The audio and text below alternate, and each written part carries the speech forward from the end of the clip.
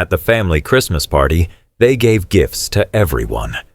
One by one, the kids were called up, cousins from out of state, nephews and nieces I hadn't seen in years.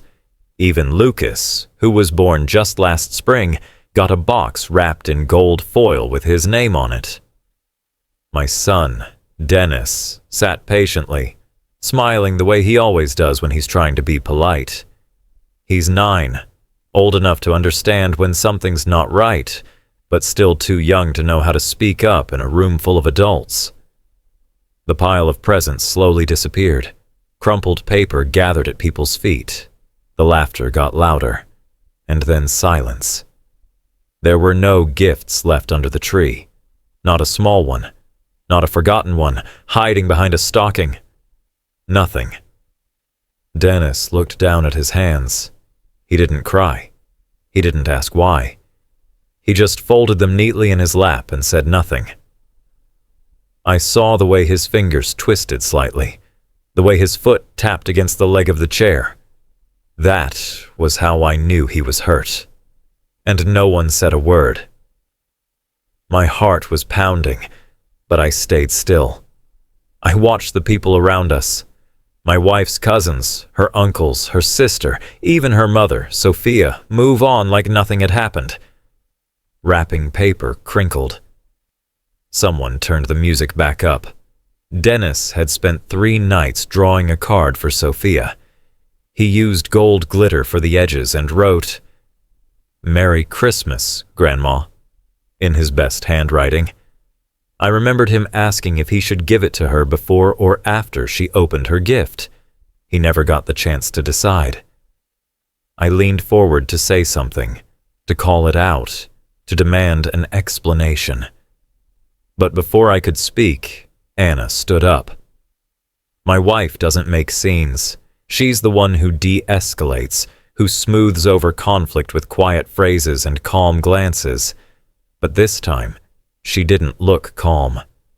She walked over to the fireplace, reached behind one of the stockings, and pulled out a white envelope. She turned around to face the room. "This," she said loud enough for everyone to hear, "was supposed to be opened last." The entire room froze. Conversations stopped mid-sentence. Sophia narrowed her eyes. Dennis looked up from his lap. Anna walked the envelope over to him. She didn't say anything else, just handed it to our son and nodded.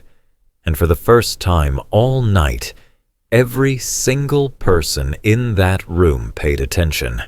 Christmas Eve had always been a big deal at the Wagner house. Anna's parents, Sophia and Michael, hosted it every year in their oversized 2-story home just outside Frankfurt. The kind of place with a 7-foot artificial tree in the front window, garland on the staircase, and a buffet table lined with store-bought platters from the same upscale market they always bragged about. Everything looked perfect, but it always felt cold. This was my 11th year spending the holidays with them. I knew the rhythm by now, who brought which casserole, which cousin would arrive late, and how Sophia would give me that once over as soon as I walked through the door. Her comments were never direct, but always sharp. "You wore loafers again this year?" she asked, smiling as she kissed my cheek. "Comfort first, I suppose." I smiled back and didn't flinch. I had stopped reacting a long time ago. Anna squeezed my hand as we stepped inside, our son Dennis holding tightly onto mine. He wore a red velvet suit with a white bow clipped into his curls. He had insisted on bringing the Christmas card he made for Sophia. He drew a fireplace, a tree, and Sophia holding a tray of cookies with "To Grandma Love Denne" written in gold marker.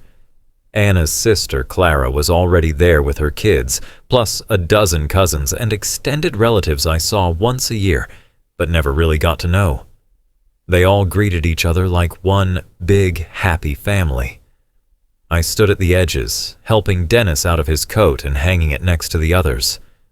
There's a strange kind of loneliness that comes from being surrounded by people who treat you like a guest in a life you married into. I knew most of their names. I remembered birthdays and sent thank you cards, but I was never one of them. Not really. Anna felt it too, I think, but she never said it out loud. She loved her family. She didn't want to pick sides. I never asked her to. Dennis tugged at my sleeve and whispered, "Can I give Grandma my card now?" His eyes were bright, and his cheeks were already flushed from the cold. "Maybe wait until after presents," I told him. "She might be busy right now." We moved to the living room. The tree was lit, the fireplace was on, and the floor beneath the tree was packed with gifts. Boxes in every shape and size, all carefully wrapped with matching ribbons. Sophia always insisted on color-coded wrapping paper to keep everything organized. Michael handed out drinks while Clara's husband passed around appetizers. Christmas music played softly in the background. On the surface, it looked like a picture-perfect holiday. Dennis settled onto the rug with the other kids, talking quietly with his cousins. He had his card in his lap, folded neatly, ready to go. I stayed behind him, sitting on the couch between Anna and an empty space no one filled. The smell of cinnamon and pine hung in the air. Laughter bubbled up across the room. Small talk echoed off the walls. And yet, I felt something off, like a ripple beneath the surface. It was subtle, but I noticed. Sophia hadn't said a single word to Dennis. No compliment on his suit. No hug. Just a quick glance and a distracted, "Oh, hi, sweetie," before she turned to fix the bows on the presents. I watched Dennis's face. He noticed it too. He didn't say anything, but I saw his smile falter for a second before he turned his attention to his cousin Emma. The tension in my chest started to build, quietly, the way it always did when we visited. I told myself to stay calm to let it play out. Maybe I was reading too much into it. Then Sophia stood near the fireplace and clapped her hands. "Let's do presents before dessert, kids first." Anna leaned back beside me, rubbing her hands together. I tried to match her energy. Dennis looked up and straightened his suit. "Let's see," Sophia said, picking up a gold gift from the pile. "This one's for Kevin." The first name, then another. One by one, children's names filled the room. Laughter, ripping paper, thank yous tossed toward adults. The stack of gifts began to shrink. Dennis leaned forward a little, still holding his card, still smiling. I held my breath and watched. This was the part where the night began to change. The gift exchange had always followed the same order, kids first, then adults. Sophia stood near the tree, lifting each carefully wrapped box, reading the tag out loud, and calling the child's name like she was announcing winners at a school raffle. She beamed at the reactions, clapped her hands when a gift got a big response, and chuckled when wrapping paper was shredded too fast to admire.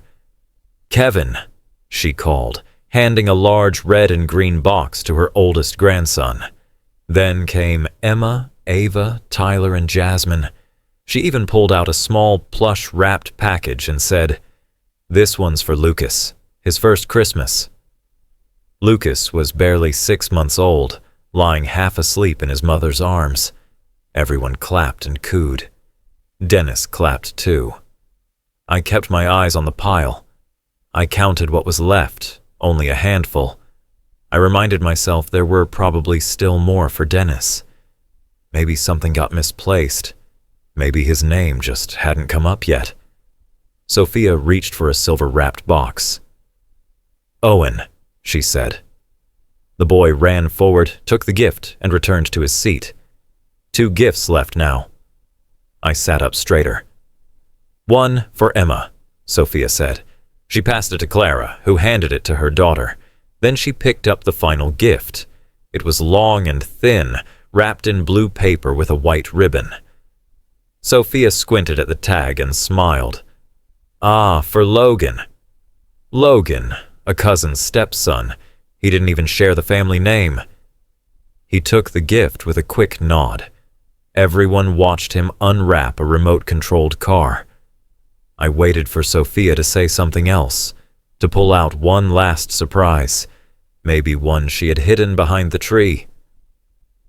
But she turned to Michael and said, "All right, that's the last one."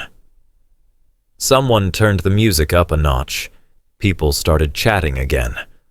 One of Anna's uncles reached for another drink. A few of the kids began playing with their new toys in the corner. Dennis sat still, cross-legged on the rug, his cards still clutched gently in his hands. He looked up at me, not with tears, not with questions. Just a small, tired smile, one that tried too hard to look fine. I leaned forward. "Dennis," I whispered, "did you check the tags? Maybe there's one left." He shook his head, slow and certain. "No, Dad, that was all of them." His voice was soft, but I could hear the effort behind it. He was trying not to make a scene. He was trying to act like he didn't care. I felt something tighten inside me, something sharp and hot. I looked towards Sophia. She was laughing at something Clara said, sipping from a wine glass, already moving on. She had looked Dennis in the eye when she called every other child's name. She had seen him sitting there, and she had chosen not to say anything. This wasn't a mistake. Dennis unfolded the card in his lap and looked down at it. His fingers traced the edge of the paper. He didn't ask what happened. He didn't ask where his gift was. He just sat there, pretending like it didn't matter. I couldn't breathe for a moment. Anna was next to me, unusually quiet. She hadn't spoken once since the gifts began. I looked at her. Her eyes were locked on Dennis, her jaw tight. Something was building behind her silence. "I'm going to say something," I said under my breath. "Wait," she replied. "Just wait a second." "For what?" She didn't answer. I sat back, my hands clenched, heart pounding. My son had been excluded in front of more than 20 people, and no one said a word. Not Clara, not Michael, not a single cousin or aunt or uncle. The silence was almost worse than the slight itself. It was a shared decision to ignore it, to let it happen. I reached for Dennis's hand. He let me take it, but his eyes were still fixed on the empty space beneath the tree. The music played. Conversations picked up. A tray of cookies was passed around, but I couldn't hear anything clearly anymore. All I could feel was the burn of humiliation for my son and the ache of every moment he would remember from this night. And then Anna stood up. She didn't say a word at first. She walked to the fireplace and reached behind one of the stockings.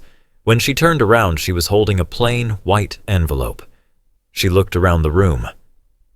"This," she said, her voice steady, "was supposed to be opened last." The room went still. People stopped talking. Sophia slowly turned her head. Clara blinked, confused. Every pair of eyes followed Anna as she walked the envelope across the room and gently placed it in Dennis's hands. Anna handed the envelope to Dennis and stepped back. No one moved. The air in the room changed, like someone had cracked open a window in the middle of a snowstorm. The warmth was gone, replaced by something sharp and cold. Dennis looked at the envelope, confused.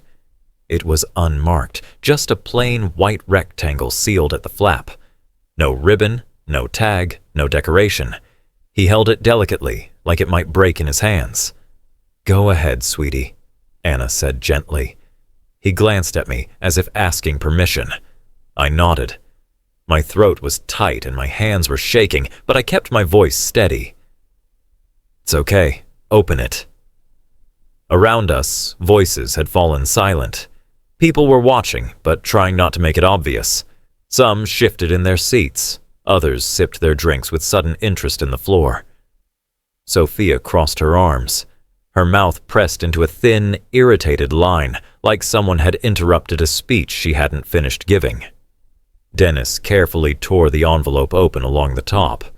He reached inside and pulled out two things. The first was a small stack of white papers folded together.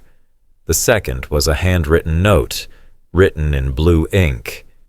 He opened the note first and read quietly, his lips moving as his eyes followed the words. When he finished, he looked up at his mom with wide eyes. "What does it say?" I asked. He looked back down and read it aloud, his voice barely more than a whisper. "To my son, Dennis, for the boy who brings light wherever he goes, let's chase the northern lights this year. Iceland awaits. Love, Mom." A hush fell over the room, thicker than before. Even the music in the background felt like it had faded out. Dennis looked at the folded papers again and opened them. Inside were two printed tickets. One adult, one child. Departing from Berlin to Reykjavik. Round trip. First class. I looked at Anna, stunned. "You planned this?" I asked, my voice low. She nodded, not taking her eyes off Dennis. "Weeks ago. I booked it the same night he told me he wanted to see the stars somewhere that didn't have streetlights." I remembered the conversation. It had happened while Dennis was sitting in the back seat, staring out the car window. He had asked why stars looked different in some places. Anna had told him about places where the sky stretched forever, where the air was clean and the world felt quiet. He had asked if we could go. She had said someday. She made it now. Dennis stood up, still holding the envelope and the tickets. His voice was small but clear. "We're really going?" Anna bent down to his level. "We are. You and me. Northern lights, hot cocoa, snowmobiles, all of it." He threw his arms around her and hugged her tight, his red bow pressed into her shoulder. He buried his face in her neck. For the first time all evening, he wasn't pretending to be okay. He didn't have to. I felt tears well up, but I didn't wipe them away. I wanted him to see it. I wanted him to know that this moment meant something bigger than a plane ticket. It was a correction, a declaration. He had been made invisible, and now his mother was making sure he was seen in the most undeniable way.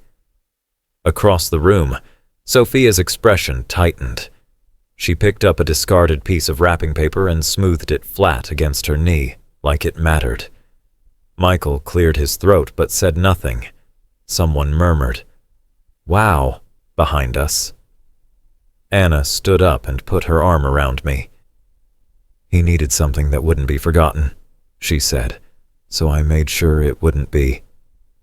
Clara walked over, smiling nervously. That's incredible, Anna. Iceland?" She nodded. "It's his dream. I figured Christmas was the right time to give him something unforgettable." Sophia didn't say a word. She stood slowly, smoothed the front of her sweater, and walked toward the kitchen. I watched her go. For the first time in 11 years, I didn't care what she thought. She had made her choice. So had we. Dennis looked up at me, beaming. "Dad, are you coming too?" "Not this time, buddy," I said. "This is just for you and Mom." He hugged me next, tightly, and I held him like he might disappear if I let go too soon. This moment belonged to him. All of it. Dennis stayed close to Anna the rest of the evening. He held the envelope tightly in one hand and the card he had made for Sophia in the other. He didn't bring it up again. He didn't ask why he hadn't gotten a gift like the others. He didn't look for one. It was as if the weight of being forgotten had been lifted the moment he felt chosen. That feeling radiated from him. The other kids noticed. Emma came over and asked about the trip. Then Logan chimed in with questions about volcanoes. For the first time all night, Dennis was at the center of the conversation, not because someone invited him in, but because something about him had become undeniable. Anna didn't brag. She didn't gloat. She sat on the couch, arm wrapped around Dennis, quietly answering his questions about Iceland, describing glaciers and black sand beaches like she had been there a dozen times. She hadn't, but she had studied every detail. I realized then that this wasn't spontaneous. It wasn't a way to make up for something that had gone wrong tonight. She had planned it, knowing exactly what might happen. She had anticipated this moment. I walked into the kitchen to grab Dennis a bottle of water. Sophia was there, arranging store-bought sugar cookies on a tray like it was the most important job in the world. Her lips were tight, her movements mechanical. She glanced at me. That was quite the announcement. I didn't respond right away. I opened the fridge, pulled out the water, and shut the door. The silence between us grew tense. She turned back to the tray. You know, it would have been nice to know about that ahead of time, so we could avoid this kind of scene. This kind of scene? I asked, keeping my voice calm.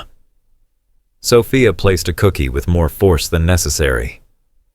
Making a child feel excluded on Christmas doesn't reflect well on this family. He didn't make himself feel excluded, I said, and neither did I. He noticed. Everyone did. Sophia looked at me for a second, then turned back to her tray. It wasn't intentional. We had so many to keep track of this year. Clara's kids, the cousins from Berlin. Things slipped through the cracks. He's not a thing that slips through the cracks. He's your grandson. Her hand paused. I didn't mean. But you did, I said, cutting her off. You've always meant to keep me and him just outside the circle. You've never tried to hide it. Tonight was just the first time it showed that clearly to everyone else. She opened her mouth, then closed it again. I waited for an apology that didn't come. I walked out and left her in the kitchen with her perfect tray of cookies. Back in the living room, Dennis had moved to sit in front of the fireplace again. The other kids were showing off their toys, and he was describing a video he saw once about the blue ice caves in Iceland. His eyes sparkled. His voice had energy again. I sat beside Anna and leaned against her. You knew this might happen, I said quietly. She nodded. I saw the list Sophia made last week. Dennis wasn't on it. I asked her about it. She said it was just a draft, but I knew. You didn't tell me. I wanted to, but I also wanted to give Dennis something no one else could take away. Something private, something just for him. I looked at her. You gave him so much more than a trip. She glanced at Dennis, then back at me. He'll never forget tonight, but now he'll remember how it ended. As the night wore down and families started packing up, people came over to say goodbye. Some of them congratulated Dennis on his trip. A few complimented Anna for the idea. Sophia stayed in the kitchen, pretending not to notice the shift in the room. Dennis came up to me as I was gathering our coats. He held up his card. Should I still give this to Grandma? I looked at it. The gold glitter had smudged at the corners, but the drawing was still bright and hopeful. You can, I said, but you don't have to. He stared at the card for a moment. Then he folded it once, carefully, and tucked it into his backpack. I want to keep it, he said. That was the most powerful choice he could have made. We drove home in silence for the first 20 minutes. Dennis had fallen asleep in the back seat with his seatbelt still fastened, the envelope tucked between his arms like a keepsake he didn't want to let go. His red bow was slipping out of his curls, and his cheek was pressed against the car window, fogging the glass with every soft breath.